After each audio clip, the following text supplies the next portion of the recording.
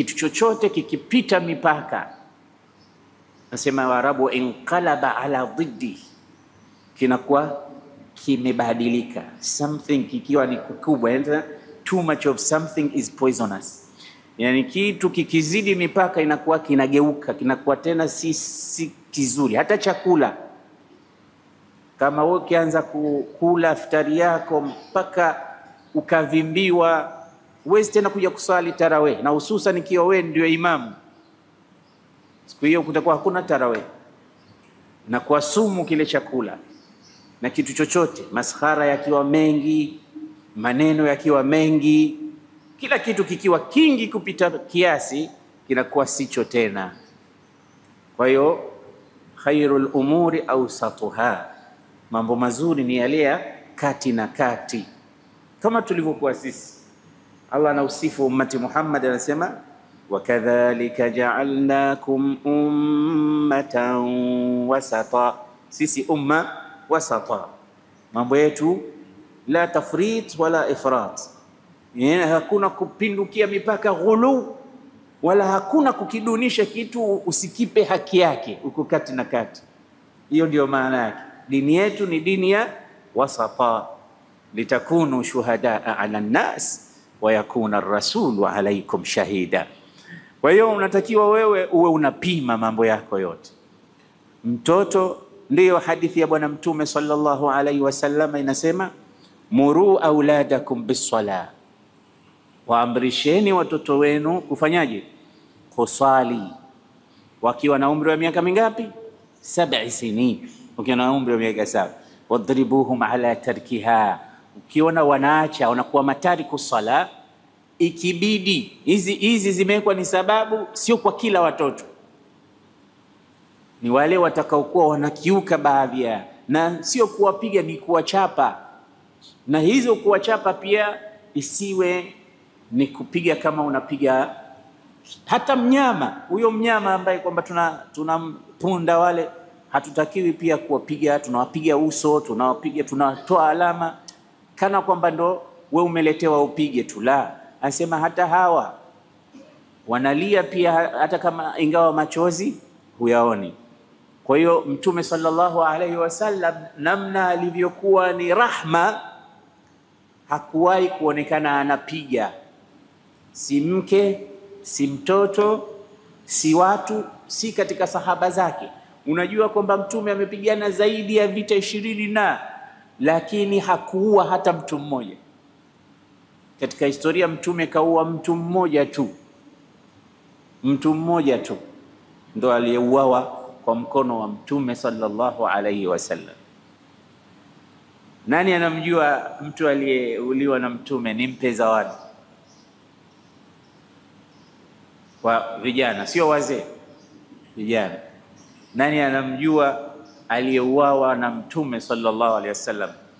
Nimpe zawadi, tampa 50,000.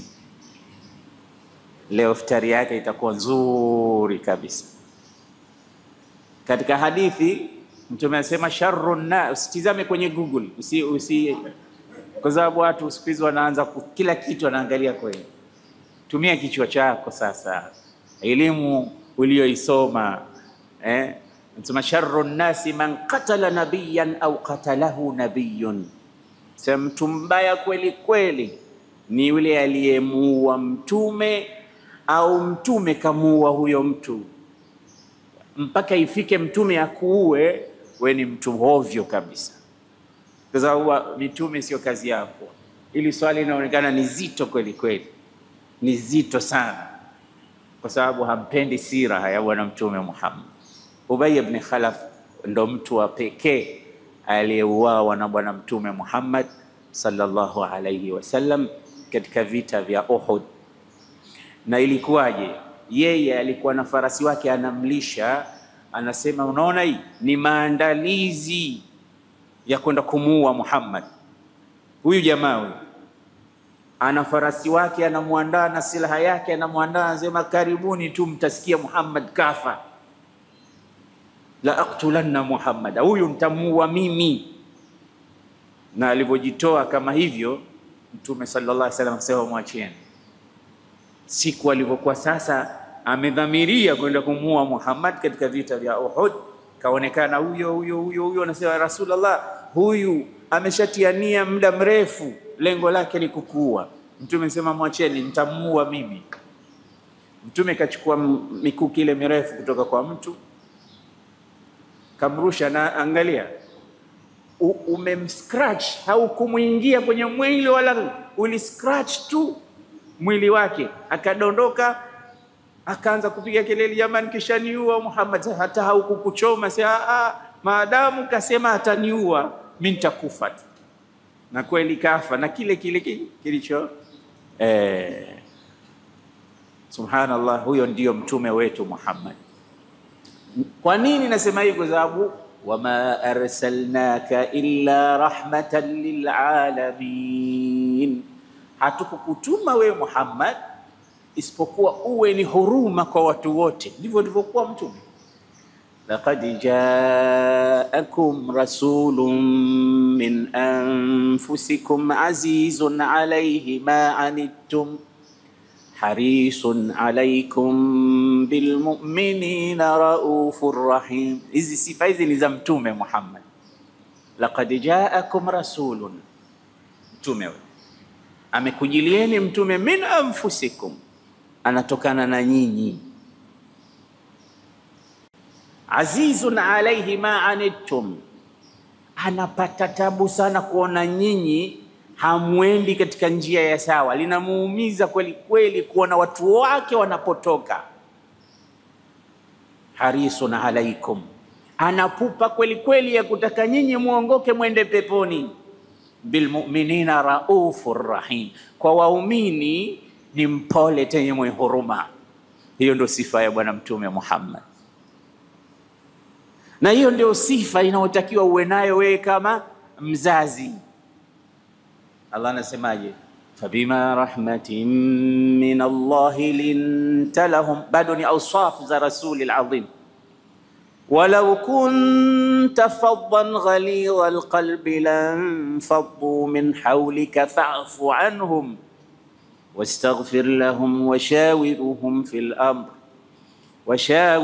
fil amri fa idha azamta fatawakkal ala Allah inna Allaha yuhibbul mutawakkilin. Fabima rahmatin min Allah linta lahum, kwa rehma ambayo Mwenyezi Mungu amekupa, amekujalia wewe Muhammad, umekuwa laini, linta, mnyumburufu kwa hawa watu. Hivyo ndivyo alivyokuwa mtume, yani flexible, na ile flexibility kutokana na huruma yake Allah subhanahu wa ta'ala alipomba linta lahum.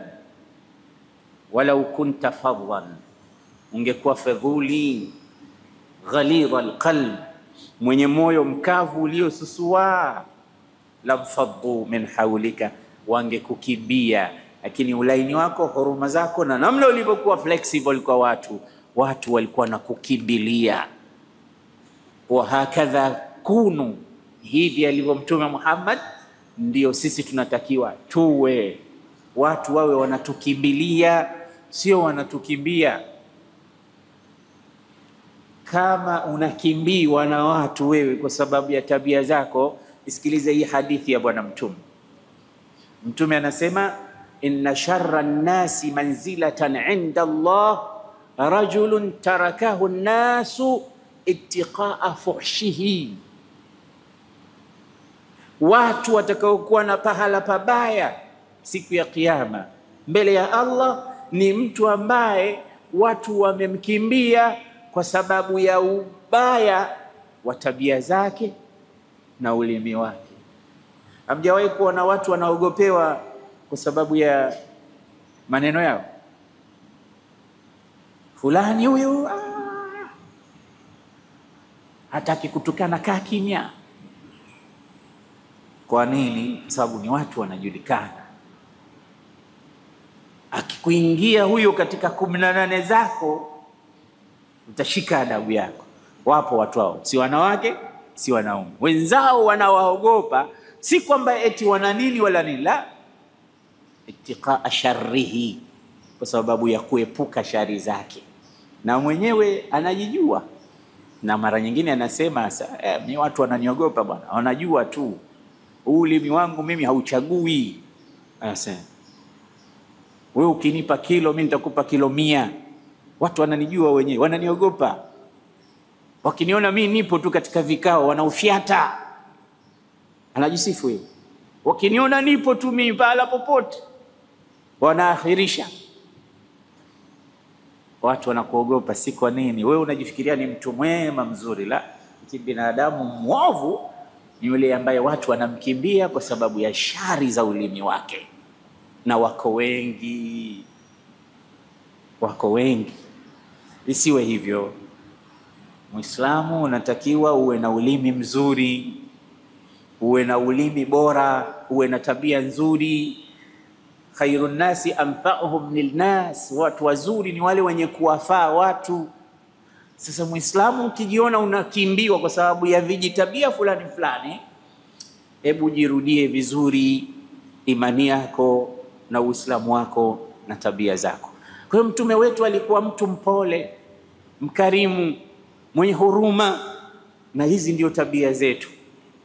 Kwa hiyo hakupiga, hakuua, na yule aliyeuawa alijitakia. Lakini yuko vitani, kila vita vya Badri, vita vya nini, na sio kwamba alikuwa hapigani mtume, lakini hajawahi kuua mtu. Ile huyu aliyejitakia mwenyewe akajitia yeye ndo atamuua mtume. Na angekaa huko mbalimbali pia asingeuawa na mtu, angeuawa tu na watu wengine. Kwa ajili hiyo, baba, unapomtesa mtoto wako, kumbuka kwanza maisha ya mtume alivyokuwa anaishi, kwa sababu mtume alikuwa na watoto pia. Unapompiga mke wako, mtume alikuwa na wake pia. Unapowalea watoto wako, mtume alikuwa na watoto pia. Watoto wake wote ingawa walikufa mapema, kwa sababu hakuna mtoto wa mtume aliyefika umri wa miaka hata 40 katika maisha. Hakuna katika umri wa watoto wa mtume aliyepitiliza miaka 30 akaingia 40, hakuna.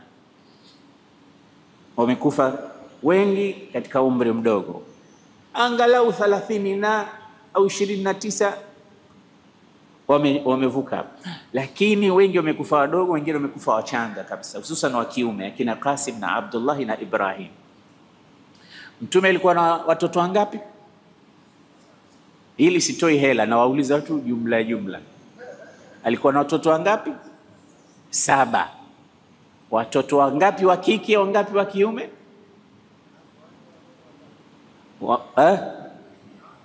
Wanawake 4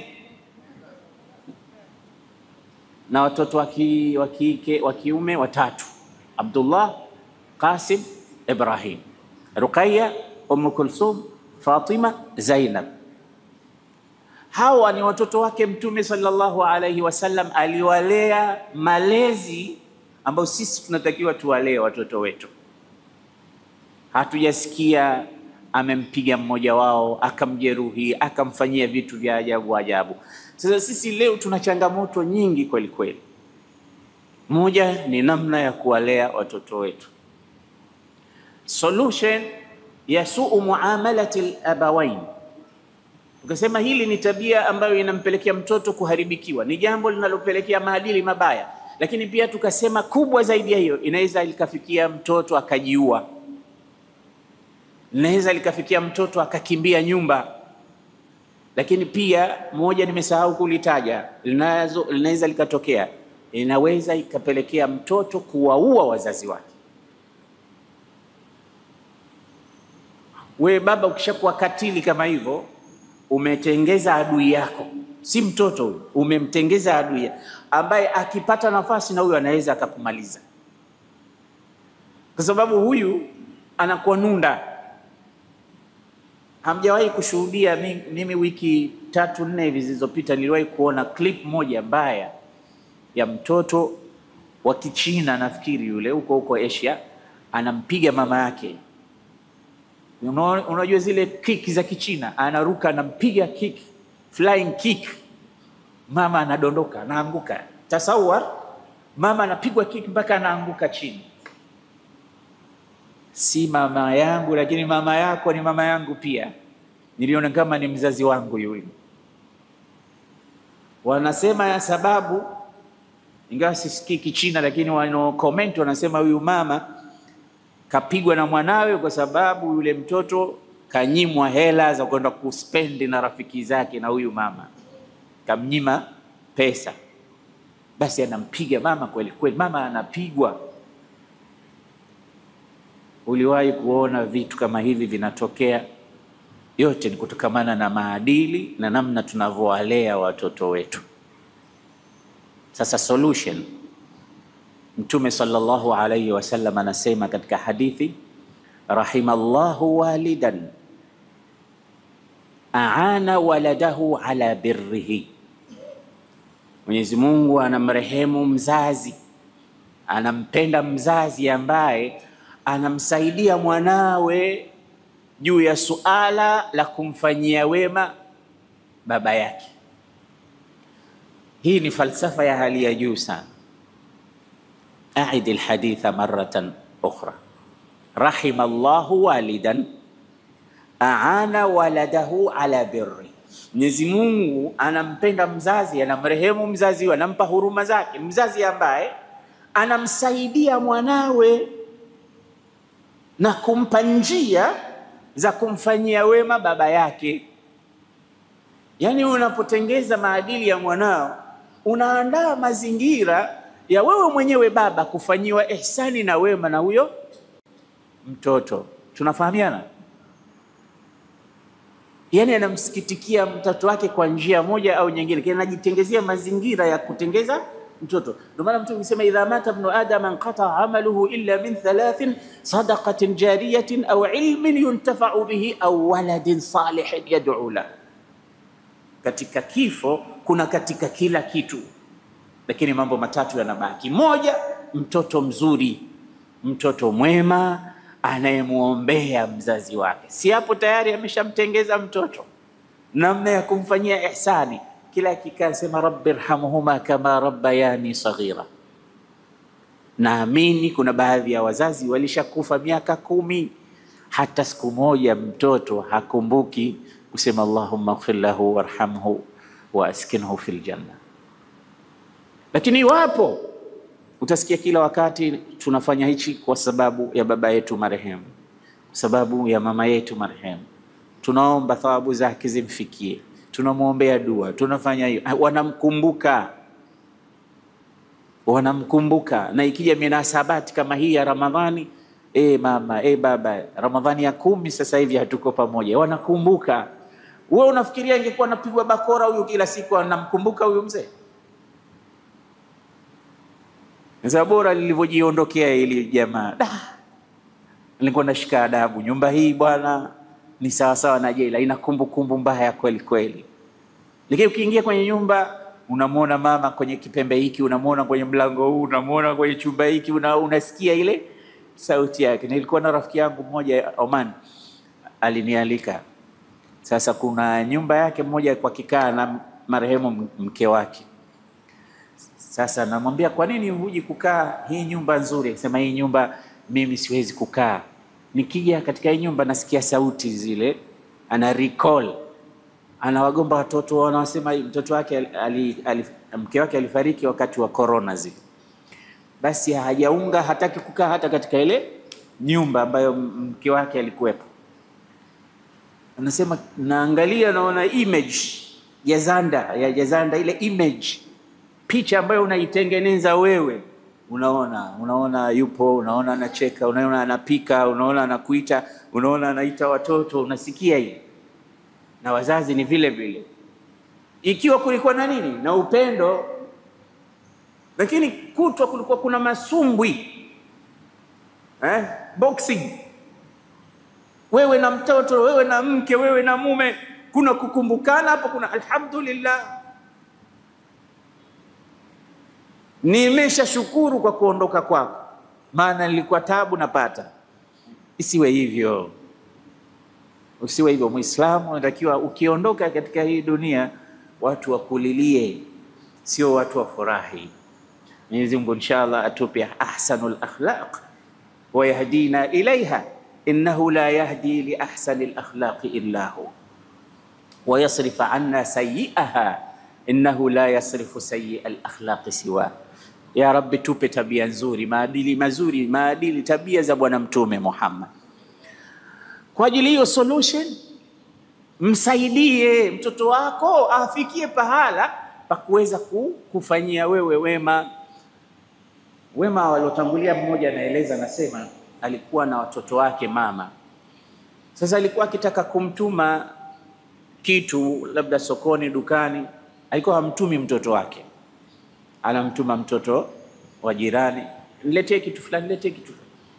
Sasa watu wakawa wanashangaa, wakamuuliza, nini hikma ya wewe una watoto hawa lakini humtumi mwanao? Wewe unatuma watoto wa watu tu, tunataka kujua maana yake nini. Akasema, maana yake mimi nawasaidia hawa watoto wakiwa na tabia yoyote mbaya, kwa sababu wapo watoto ambao wanatumwa na mama zao, hawatumiki. Fulani, hebu nifanyie 1 2 3. Mama we, mimi nishachoka, unatuma. Wanakataa.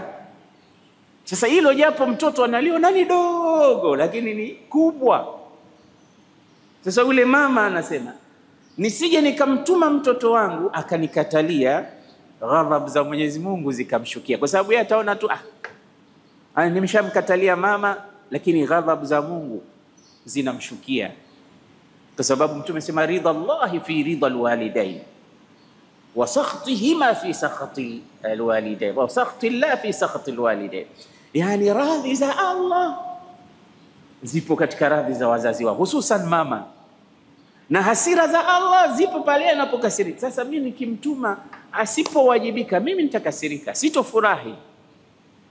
Mimi naweza nisamee, lakini na kwa Allah nako je?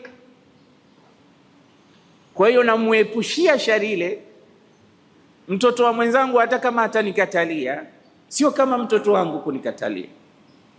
Kwa hiyo mimi nafanya hivi kwa sababu upendo ulionijaa kwa watoto wangu. Inaweza ikampitikia hili jambo akakataa kwa makusudi kabisa. Mmeona namna watu wengine wanavyowasaidia watoto wao. Utaona kama labda anawadekeza au nini, mimi namsaidia. Akisema no huyu kwa amri yangu mimi, hasira za Allah. Ndio Imam Hasan al-Basri alayhi rahmatullah anasema alipokuwa akija mama yake alikuwa anaonekana mtu mwingine.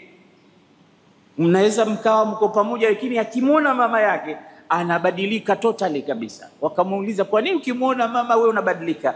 Anasema, innani amama insana, mimi ninakuwa mbele ya mtu yarda Allahu li ridaha wa yaghdabu Allahu li ghadabiha. Iko mbele ya mtu ambaye Mungu anafurahi kwa furaha yake na anakasirika kwa hasira zake. Mnafikiri nitakuwaje? Naogopa akiwa mbele yangu asije akaghadhibika, fayaghdabu Allahu bisababi ghadabiha, Mungu akakasirika kwa ghadhabu zake. Kwa hiyo natafuta njia ya kumridhisha by any means. Kwa sababu gani? Ni mtu hatari. Kama ungekuwa una watoto aina hii, usingekuwa unajuta kumzaa mtoto fulani. Naamini kuna baadhi ya wazazi wanajuta, wanatamani usingekuwa mwanawe. Si kwa sababu yoyote, ni kwa sababu ya yale unayoyafanya. Unamtia aibu baba yako, mama yako, mzee wako. Inaonekana wao ndivyo walivyokulea hivyo, kumbe wao ni watu kabisa, wako innocent kabisa. Kwa hiyo jitahidi usiwatie aibu wazazi wako kwa tabia za ajabu ajabu, kwa mambo ya kifedhuli. Wewe unaona ni sifa, lakini ni kashfa hiyo. Binadamu hasifiwi kwa sababu eti tu ana mdomo mchafu au tabia mbaya. Unasafiwa makarim wal akhlaq kama alizokuwa nazo Mtume mtukufu wa daraja.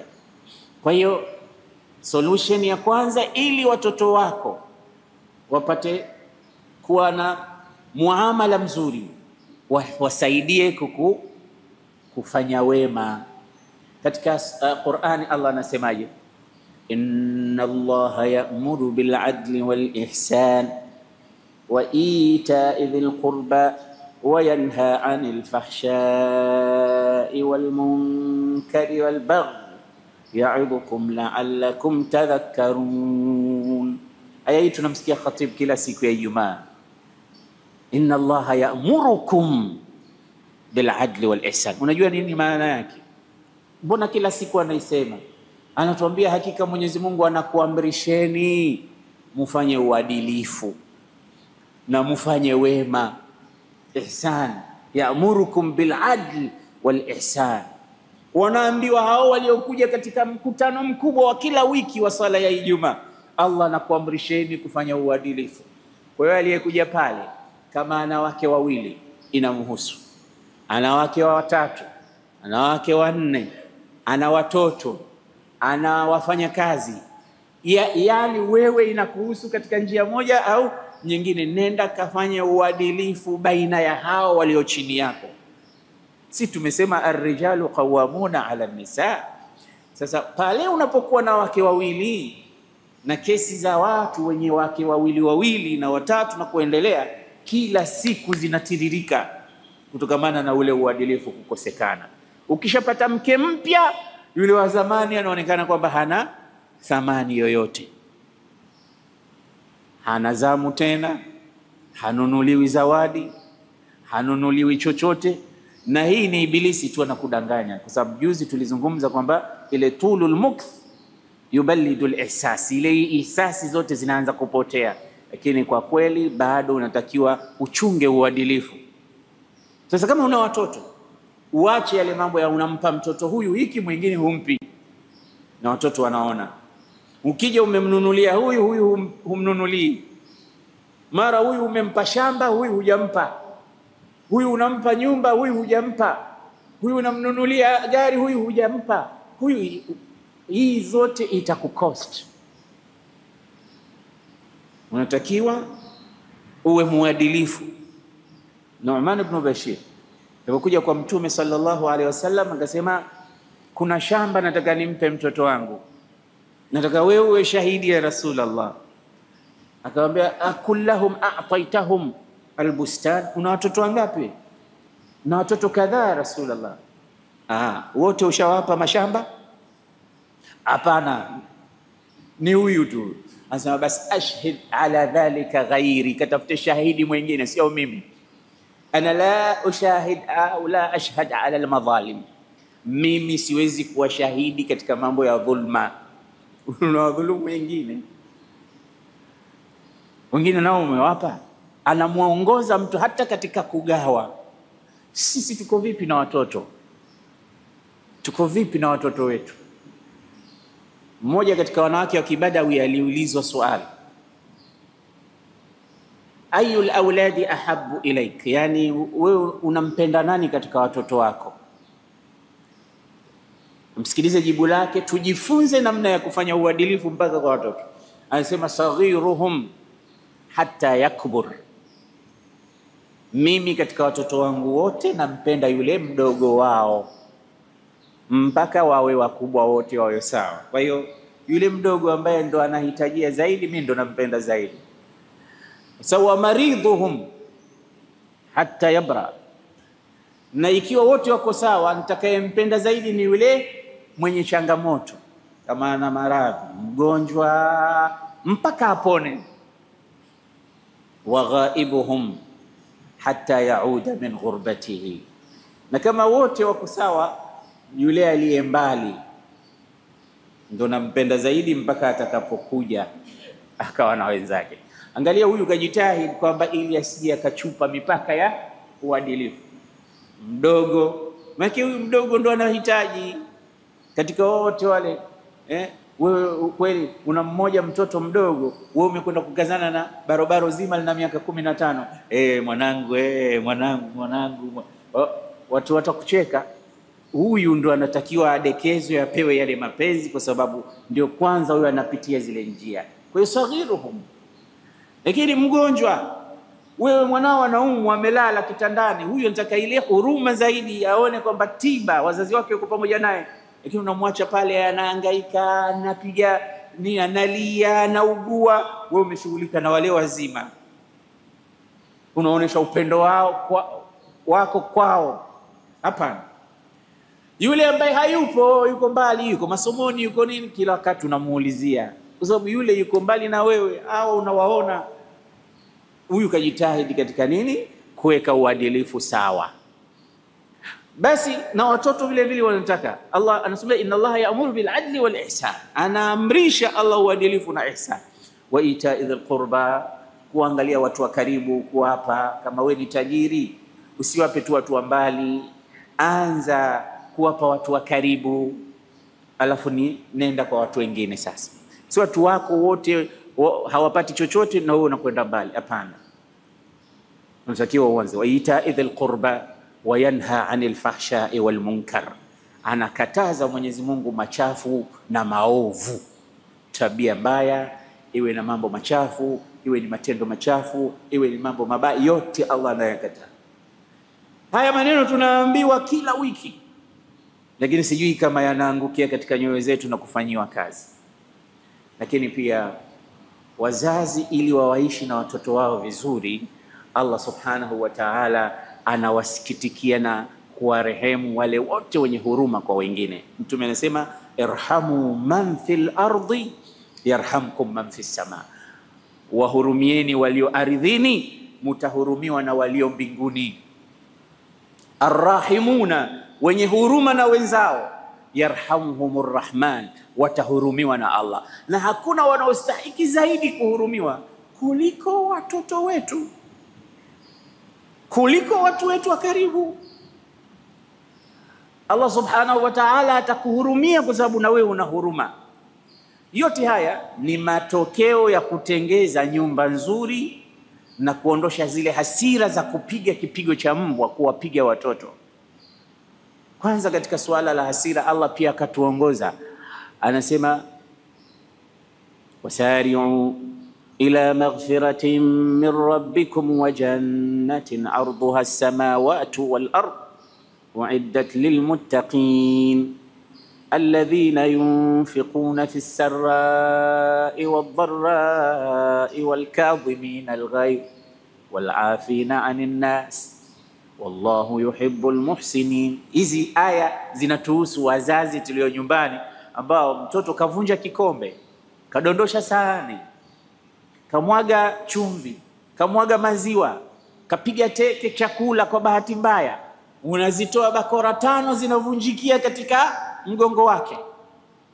Wewe unajua tabu gani tunapata sisi kwa kutafuta chakula? Wewe unajua kiasi gani tumehangaika?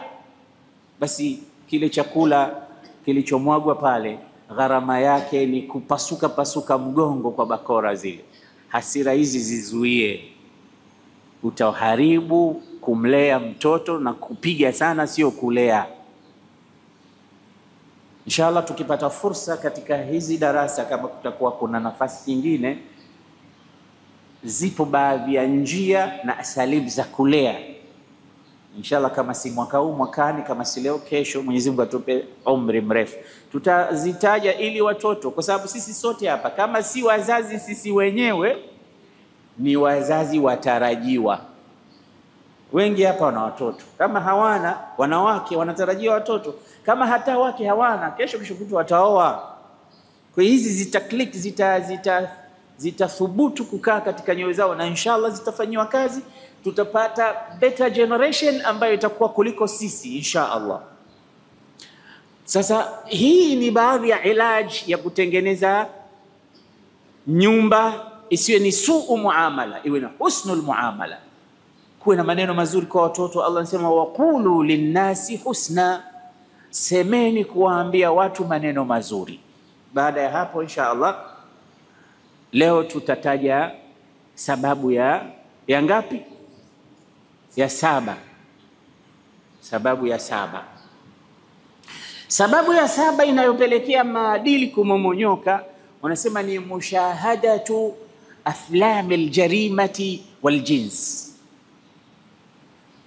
Sasa tunakuja kwenye shetani au nani anaitwa ndovu. Khutba ya Ijumaa iliyopita ile tulizungumzia ndovu wa Ramadhani, tukataja television. Leo pia katika nukta za kuangalia wapi wanateleza na kuharibikiwa watoto, anasema ni mushahadatu aflamil jarima. Katika filamu, katika movie, katika michezo ambao watoto wanatizama, zipo michezo ya jarima, yani ile gangster, wale watu magengi ya kihalifu ya kiharamia na polisi kufukuzana na hivi na hivi na zile, ingawa watu wanapenda, lakini zinaacha athari kwa watoto. Manake kuna baadhi ya majambazi na magenge ya kihalifu yanamfanya mtoto anamadmire yule genge lile adui. Kuna wengine usema bwana mimi ndo lile kubwa la maadui. Anasema mimi ndo lile kubwa la maadui. Yani anatamani kuact kama yeye. Na hilo usifikirie ndo inaishia pale. Yani hivi vitu vina athari kubwa sana.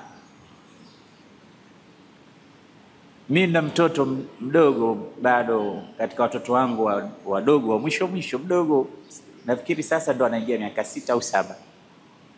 Anasoma sasa, ameshaenda madrasa. Lakini kabla hajaenda madrasa yuko nyumbani tu. Sasa mama yake anapenda kumpa katuni, kutizama katuni. Kama yeye, wanawake unajua, akiwa na kazi, akiona anamsumbua anamwachia katuni anatizama. Basi anaongea Kiingereza fluently, kile cha Kimarekani. Lugha ile hajasomeshwa skuli wala chuoni, kwa sababu ya kudumu kuangalia zile lugha zao zile. Sasa ole wako ziwe ni za matusi, zote wana meza. Sasa wase, huyu mtoto anasoma shule gani? Asema hata hajaenda shule bado. Sasa amewezaje kuzungumza lugha hii na ile accent yake, hasa wale wa Marekani?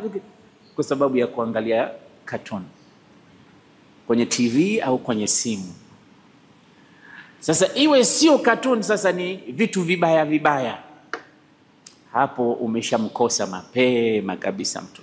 Na ingawa na hizo cartoon pia zinapotosha baadhi yake, pia lazima uwe selective, unachagua. Zamani kuna cartoon inaitwa Tom and Jerry. Ni zamani sisi ndo wakati wetu tulivyokuwa watoto, na ni ya zamani kweli kweli.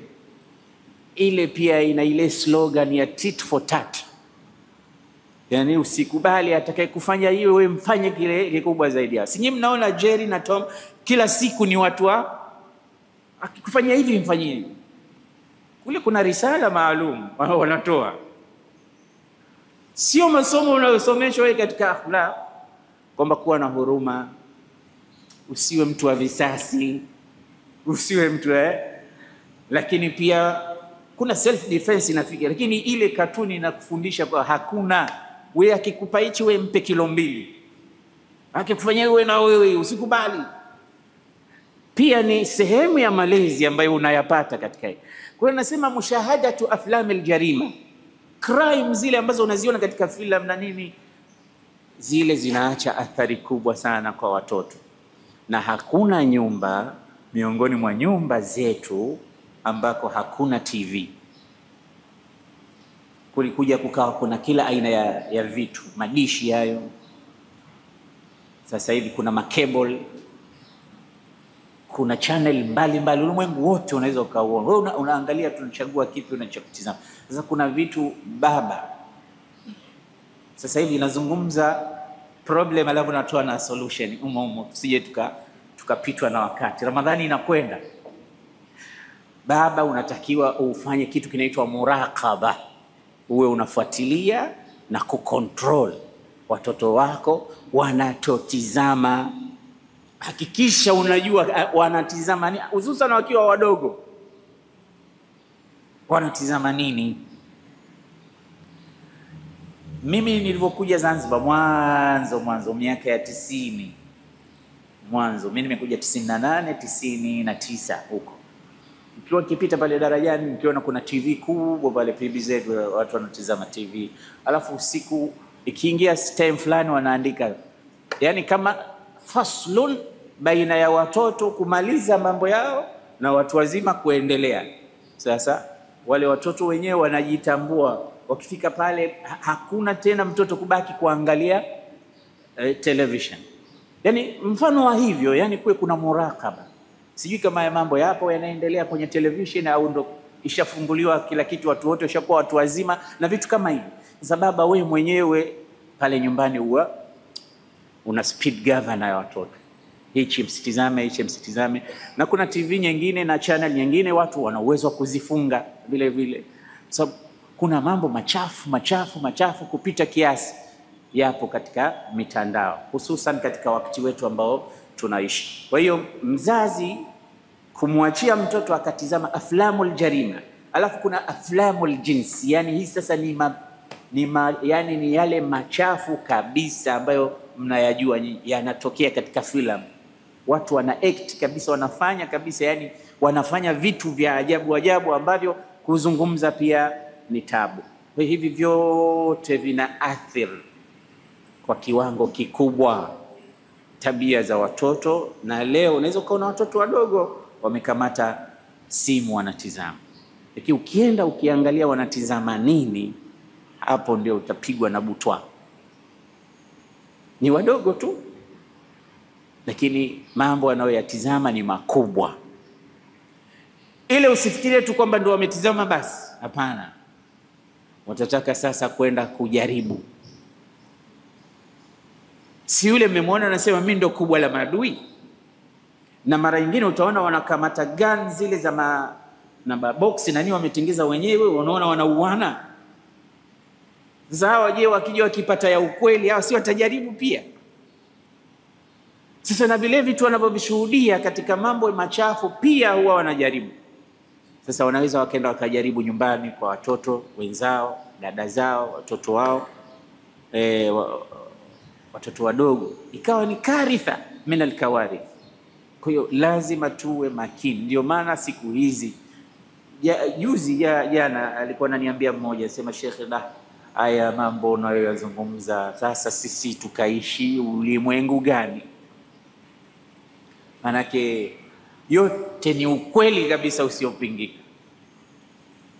Mitaa inaweza ikamdumaza mtu, ikamharibu mtu. Marafiki, kimpeleka mtu shule, ukimpeleka wapi, unampeleka university, yani kila pahali.